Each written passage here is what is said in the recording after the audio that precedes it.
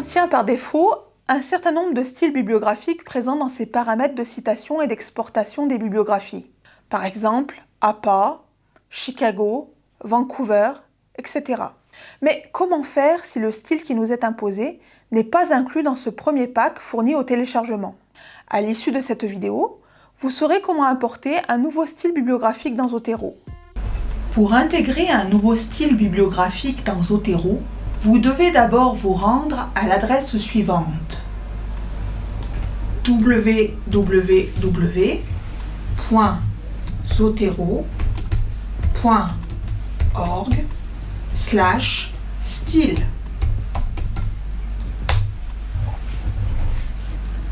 « 10 536 nouveaux styles vous sont proposés. Pour retrouver celui qui sera le plus approprié pour vous, vous disposez de 3 possibilités de recherche. Premièrement, si vous connaissez le nom exact du style que vous souhaitez utiliser, vous pouvez tout simplement le rentrer dans la barre de recherche. Par exemple, entrons le nom d'un style appelé Actuators.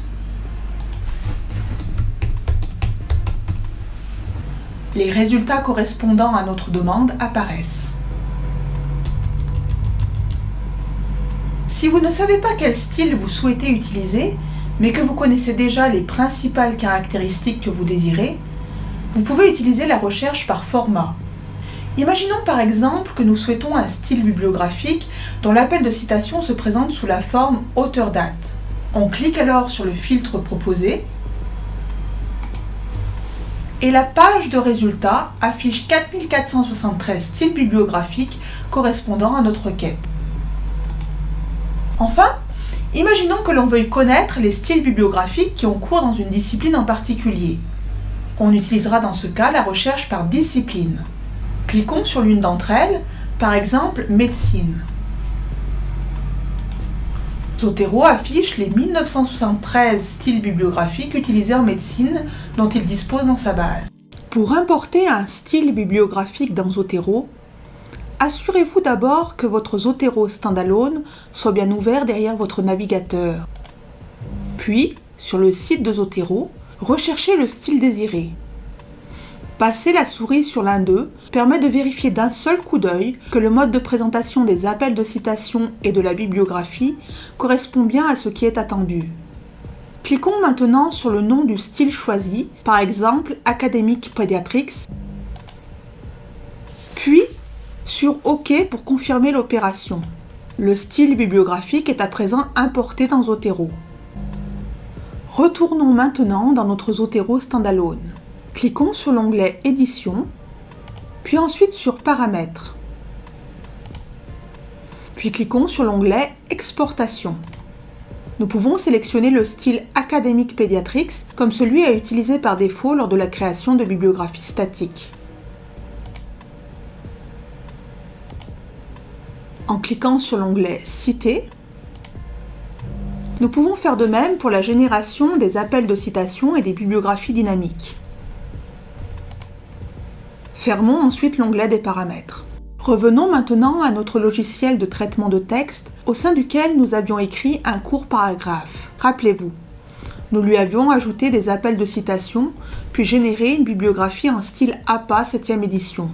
Pour appliquer le nouveau style que nous venons de télécharger, cliquons sur l'onglet Zotero, puis sur Documents préférences. Choisissons notre nouveau style dans la liste déroulante au sein de laquelle il est apparu. Puis cliquons sur OK. C'est fait! Nous voici arrivés à la fin de ce MOOC et du temps passé ensemble.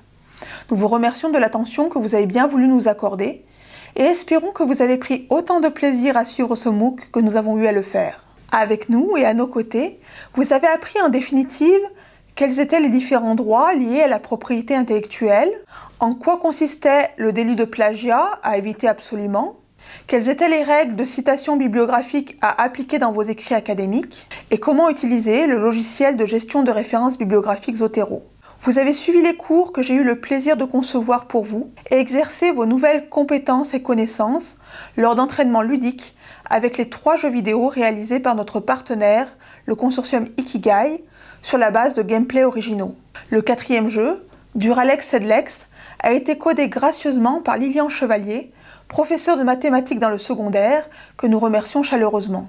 Tous nos remerciements vont également aux 2 responsables scientifiques qui se sont montrés garantes de la qualité des contenus proposés. Rose-Marie Borges, maîtresse de conférences en droit privé à l'université Clermont-Auvergne pour la partie juridique, et Anna Igmae, maîtresse de conférences en sciences de l'information et de la communication à l'URFIS de Paris, École nationale des chartes PSL, pour la partie citation bibliographique et Zotero. Nous adressons un énorme merci à Fly qui a effectué le tournage et le montage de toutes les vidéos qui vous ont été proposées. Enfin, rien de cela n'aurait été possible sans le soutien du ministère de l'Enseignement supérieur et de la Recherche qui a financé ce MOOC à 50% avec l'Université de Guyane. Vous voici à présent armés pour réaliser des travaux académiques de qualité. Allez à Yaktest, comme disent les Romains. Les dés sont jetés.